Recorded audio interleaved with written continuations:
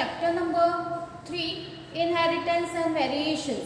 आज आपण inheritance and variations ह्या धड्यामधला पुढचा भाग बघणार आहोत. मागच्या लेक्चरला आपण काय बघितलं होतं, जेनेटिक डिसऑर्डर्स. ह्या जेनेटिक डिसऑर्डर्समध्ये दोन बघितले होते, मेंडेलियन डिसऑर्डर आणि क्रोमोझोमल डिसऑर्डर. मेंडेलियन डिसऑर्डर कशामुळे होतं, तर बिकॉज ऑफ द म्युटेशन. आणि क्रोमोझोमल कशामुळे होतं, तर excess or deletion of the chromosome. आणि त्याच्यातले काही एक्झाम्पल्स बघितलेले होते. मेंडेलियन इनहेरिटन्स मध्ये आपण मागच्याला थॅलेसेमिया बघितला होता. बाकीचे सगळे examples colour blindness, haemophilia, PKU हे झालेलं आहे. आता आपण क्रोमोझोमल डिसऑर्डर बघणार आहोत. So students, today we are going to have the last lecture, that is genetic disorder. We have divided into two parts, that is Mendelian disorder and chromosomal disorder. Mendelian disorder, we have take, what do you mean by that Mendelian disorder? That is a mutation or deletion of the gene is called as Mendelian disorder. And chromosomal, there is an excess or absence of the chromosome or abnormality in the chromosome is called as chromosomal disorders. And we have seen the example of Mendelian disorder, that is a thalassemia, hemophilia, color blindness, sickle cell anemia, PKU, etc. In the last lecture we have seen the thalassemia. What is the examples in the chromosomal disorders, that is Down syndrome, Turner syndrome, Klinefelter syndrome. So in that we are going to have the Down syndrome today. आज आपण काय बघणार आहोत, तर chromosomal disorder मधला पहिला example बघणार आहोत, डाऊन सिंड्रोम. तर what do you mean by this down syndrome? Down syndrome म्हणजे नेमकं काय आहे हे आज बघणार आहोत. त्याचे काय कॅरेक्टर्स आहेत ते बघणार आहोत. आता Down syndrome, this down syndrome it is occurring on the 21st chromosome number. कुठल्या क्रोमोझोमला होता, 21st. 21st वर नेहमी क्रोमोझोम किती पाहिजे, 2 पाहिजे. There should be a 2 chromosomes on the 21st pair, but instead of 22 pairs there is one more extra chromosome. इथं काय अजून एक एक्स्ट्रा आहे, म्हणजे इथं किती झाले, 3 पेयर्स झाले, 3 आले. म्हणून इथं आपण म्हणले इट इज अ ट्रायझोमी. म्हणजे टोटल किती आहेत, 46. Total there should be a 46, but there is an addition of 1 chromosome and we have totally 47 chromosome. When there is a total 47 chromosomes, it is called as Down syndrome. Down syndrome म्हणजे काय आहे, तर 46 च्या जागेवर काय होत आहे, एक क्रोमोझोम ॲडिशन होते. म्हणून मी मगाशी डेफिनेशन सांगितली. I have taken the definition.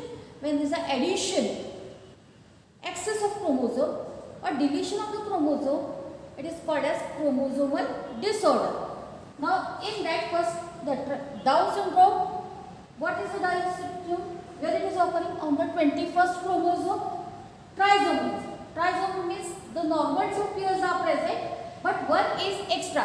3 are there, therefore it is called tri. Tri means 3, zome means chromosomes, and it is denoted by 46 plus 1 is equal to 47.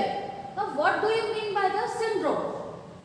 Now you understand, I think so you understand what do you mean the Downs. Why this syndrome is called as a Down syndrome. So appearance of different types of symptoms. We have different types of the symptoms which is present in the living organism. It is called as a syndrome. काय म्हणतो आपण, syndrome म्हणतो. वेगवेगळे symptoms आपल्या बॉडीमध्ये दिसत असतात living organism मध्ये, त्याला आपण काय म्हणतो, सिंड्रोम्स. म्हणून इथे appearance of different types of symptoms is called as syndromes. Now this syndrome is known by the Down. Why? Because it was found by a physician known as John Langdon Down. हा physician scientist आहे John end down. ह्या John L डाउनने काय केलेलं आहे, he has describe this syndrome as a autosomal chromosome. काय केलेलं आहे, हा जो सिंड्रोम आहे कुठला, डाऊन सिंड्रोम, हा त्यांनी काय केलाय, जॉन डाऊनने डिस्क्राइब केलाय. He has done the description of this syndrome that is an autosomal chromosomal disorder. हा काय ऑटोझोमल क्रोमोझोमल डिसऑर्डर आहे. इन 1866 मध्ये जॉन लॅगडॉन डाउन किंवा तुम्ही शॉर्ट मध्ये John L Down describe this syndrome as an autosomal chromosomal disorder in 1866 by his name. ह्याच्या नावाने ह्या सिंड्रोमला नाव पडलेलं आहे डाऊन सिंड्रोम. आता डाऊन सिंड्रोम मध्ये नेमकं काय होतं, it is caused by the aneuploidy. आपण क्रोमोझोमचे पार्ट्स बघितलेले आहेत, न्यूप्लॉइडी, एन्युप्लॉइडी. म्हणजे काय होतं एन्युप्लॉइडी मध्ये, there is an addition or deletion of one or two chromosomes in diploid chromosome number. आता हा जो सेल आहे, ह्या सेल मध्ये इथं ॲडिशन होणार एका क्रोमोझोमची किंवा दोन क्रोमोझोमचं डिलीशन होणार. Addition or deletion of the chromosome number in the diploid cell. That time there is an extra chromosome present on the number 21. म्हणजे this is the 21st chromosome where there is an extra chromosome is present. If there is an addition or it may be deletion, it is occurring in this, and we know that it is written by 2n plus 1 or 2n minus 1. Addition झालं तर +1 आणि deletion झालं तर -1. This is of the addition and this is the deletion. इथं काय होत आहे, ह्या दोन्हीपैकी एक होणार आहे. एक तर ॲडिशन होतं किंवा डिलिशन होतं. आता ॲडिशन इथं काय झालं, मग नॉर्मल 2 आहे, एक त्याच्यात ॲड झालंय डिलीट न होता. म्हणजे काय येणार आहे, कसा रिप्रेझेंट होणार आहे, 2n plus 1. तो रिप्रेझेंट कसा होणार आहे, 2n plus 1. म्हणून आपण काय म्हणतो, it is caused by aneuploidy. Aneuploidy means addition or deletion of one or two chromosome in the diploid chromosome numbers, and this is an extra chromosome present on 21st chromosome. कुठल्या chromosome वर आहे, 21st, and it show the presence of 3 copies. किती copies दाखवतात बघा, 1 2 3. म्हणून तुम्ही दिले 3 copies of 21st chromosome which is a homologous in pair. तर दोन्ही आर्म्स हे काय सगळे सेम आहे. It is a homologous pair and such genetic disorder. असं ज्याला एखादा डिसऑर्डर तयार होतो ह्या पद्धतीने, त्यावेळेला it is describe as a trisomy. म्हणून मी तुम्हाला इथं सांगितलं एक्सप्लेनेशन करताना ट्रायझोमी का म्हटलं, तर 2 नॉर्मल आहेत, एक त्याच्यात ॲड झालेले आहे. एक असेल मोनो, 2 असेल डाय, 3 असेल ट्राय. तर 3 क्रोमोझोम्स आपल्याला इथं दिसतात. अशा डिसऑर्डरला आपण म्हणतो ट्रायझोमी. अँड हे कशामुळे येते, तर due to the separation of the chromosome. ज्यावेळेला हे गॅमेट फॉर्मेशन होत असतं फ्रॉम फादर अँड मदर, ज्याला जे गॅमेट्स फॉर्मेशन होतात, इट इज ज्याला हे क्रोमोझोम सेपरेट होतात, the separation of the chromosome और नॉन डिसक्शन ड्युरिंग मियोसिस. कारण हा रिप्रोडक्टिव्ह स्ट्रक्चर आहे, तर ज्याला रिडक्शन होत असेल, ज्याला क्रॉसिंग ओव्हर होत असेल, त्यावेळेला तिथं काय होतं की हा क्रोमोझोम फेल होतो किंवा त्याचं जॉईनिंग होत नाही. मग अशा ज्या ऑकरन्स होतात, एक एक्झॅक्ट कॉपी असते त्या क्रोमोझोमची, तर त्या एक्झॅक्ट कॉपी इन ह्या डिप्लॉइड सेलमध्ये we have the same copy of the 3 chromosomes. Exact copy of the 3 chromosomes, and therefore it is known as a trisomy. बघा मी ते वाक्य काय लिहिलेलं आहे definition. Failure of separation of chromosome on non disjunction. तर कुठल्या वेळेला मियोसिसला, आणि हे होताना there is an extra chromosomes diploid chromosome number is called as trisomy. आणि कसा रिप्रेझेंट केलाय 2n+1 and this is occurs. हे कशामुळे होतं नॉन डिसजंक्शन जे आहे हे because non disjunction it distantly occurring in the higher mother age. ज्या वेळेला आईचं वय 45 इयर्स ओल्ड असेल आणि 45 इयर्स ओल्ड नंतर एखादी लेडीज प्रेग्नेंट राहिली की डाऊन सिंड्रोम होतो त्या मुलांमध्ये. when the age is going above 45 years old we have the Down syndrome. Now I am going to show how it is occurring. I have the karyotype. काय हा karyotype आहे म्हणजे आपले क्रोमोझोम्स आहेत कॅरियोटाइपचे. इथून तुम्ही चालू केलं 1 2 3 4 5 6 7 8 9 10 बघा तुम्हाला खाली नंबर्स दिसत आहेत. आणि 21st क्रोमोझोम मध्ये काय दिसतंय एक सारखे होमोलोगस पेअर. दोन नॉर्मल आहेत सगळीकडे, एक एक्स्ट्रा दिसतोय. Means 3 pairs of the chromosomes are present. म्हणून ह्याला आपण काय म्हणतो एक्स्ट्रा क्रोमोझोम ऑन 21st. इथं बघा लिहिलंय extra chromosome on 21st.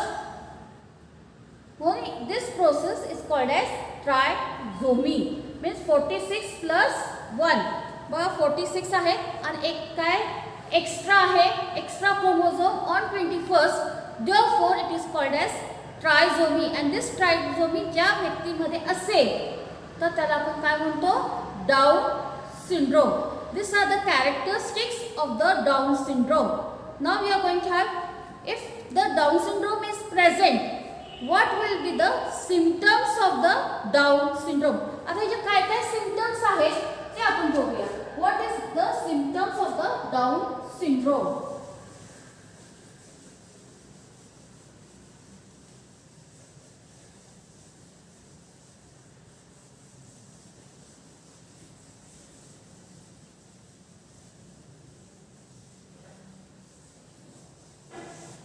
Now first symptom, if you observe the face, आपण फेस बघितला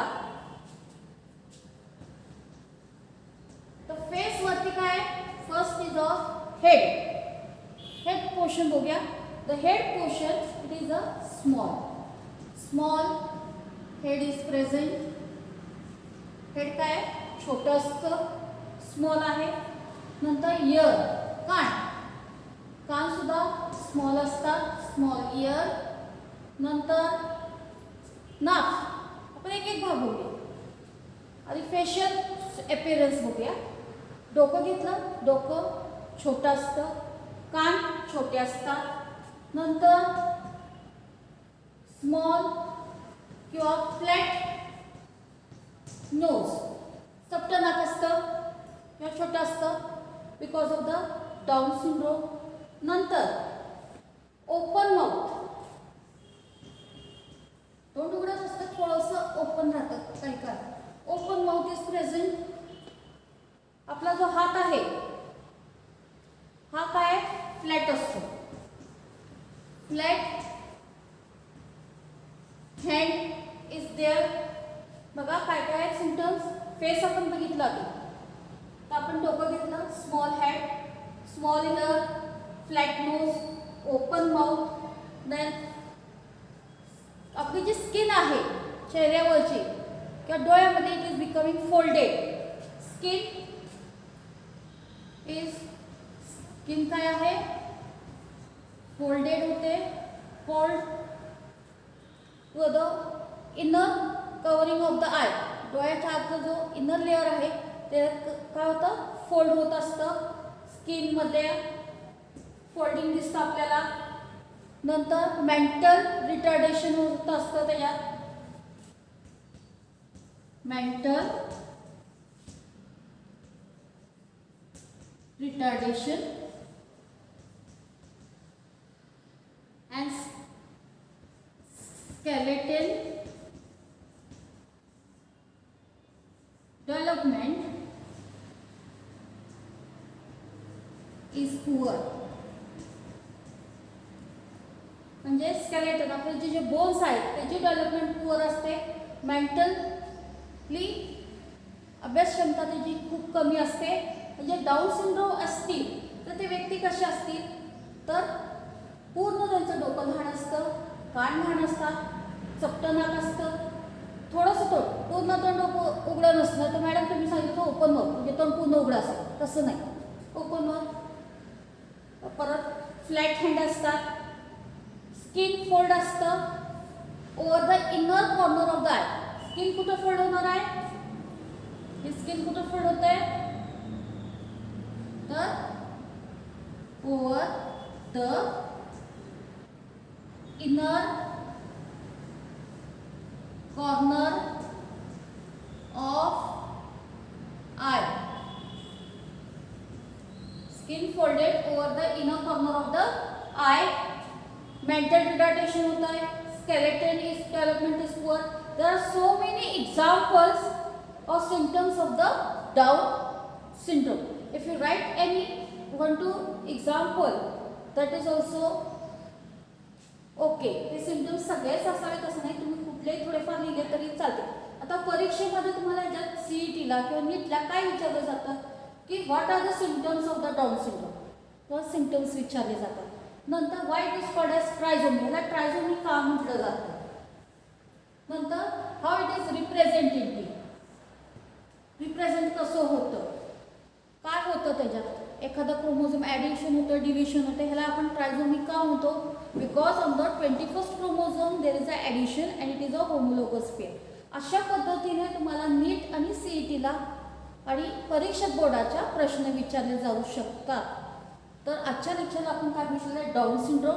पुढच्या लेक्चरला अजून एक आपण क्रोमोझोमल डिसऑर्डर बघणार आहोत, Turner syndrome. Thank you very much.